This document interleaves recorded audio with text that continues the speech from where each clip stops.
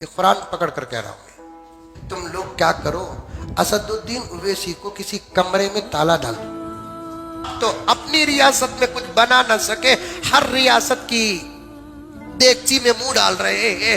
नुकसान उम्मत को हो रहा है जनाब। अब तो सोचो खुदारा, अब तो सोचो। काम ऐसे कर रहे हैं जिसमें मिलावट नजर आ रही है। दुश्मन को फायदा पहुंचाना भी उससे मिलने के बराबर है कि नहीं?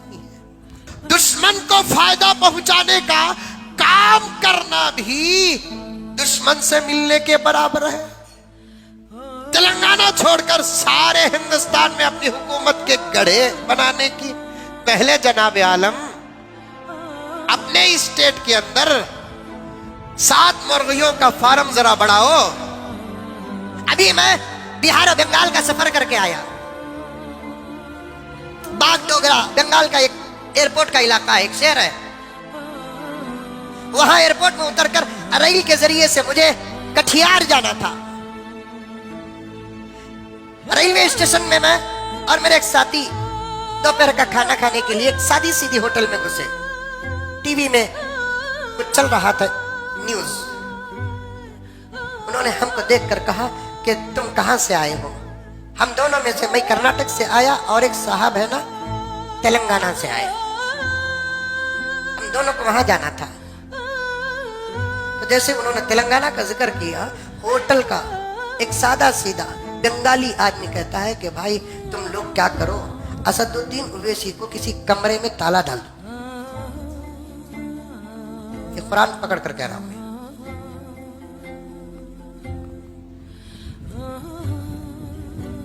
एक बहुत बड़े मौलाना कह रहे हैं, मैं नहीं मानता इस बात को कि असदुद्दीन ओवैसी साहब बीजेपी से मिले हुए हैं। मैं कब कहा कि मिले हुए हैं? लेकिन काम ऐसे कर रहे हैं जिसमें मिलावट नजर आ रही है। दुश्मन को फायदा पहुंचाना भी उससे मिलने के बराबर है कि नहीं? सुगरा कुबरा, मंतिक, फलसफा सब सामने रखकर बात करो। दुश्मन को फायदा पहुंचाने का काम करना भी दुश्मन से मिलने के बराबर है। क्या ताकत है? तेलंगाना छोड़कर सारे हिंदुस्तान में अपनी हुकूमत के गढ़े बनाने की पहले जनाब आलम अपने स्टेट के अंदर 7 मुर्गियों का फार्म जरा बढ़ाओ। 7 मुर्गियों का फार्म जो बना रखा है वो जरा बढ़ाओ। कम से कम 14 तो करो। और आप एक ही रहेंगे मुर्गा, और मुर्गे नहीं बनाएंगे। अपना स्टेट जहां आपके वालिदे मोहतरम, जहां आपके दादा मोहतरम, जहां आपके भाई जाने पहचाने, गली गली, मोहल्ला मोहल्ला, शहर शहर, गांव गांव, जिला जिला जानो पहचान है।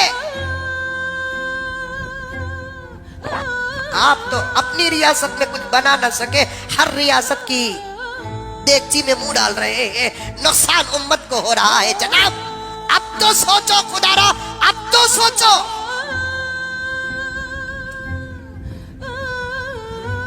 अब तो सोचो। देखा नहीं कितनी सीटें? अरे कितनी जलील बात है।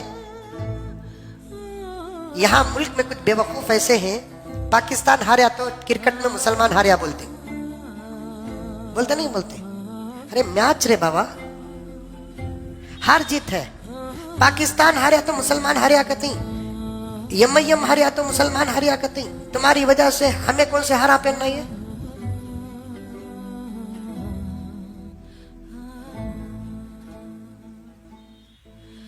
सौ जगह एक जगह तो भी जीते, हंस रहे।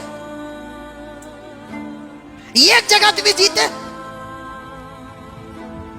2-4 जगह के अलावा एक जगह का डिपॉजिट वापस मिला आपको।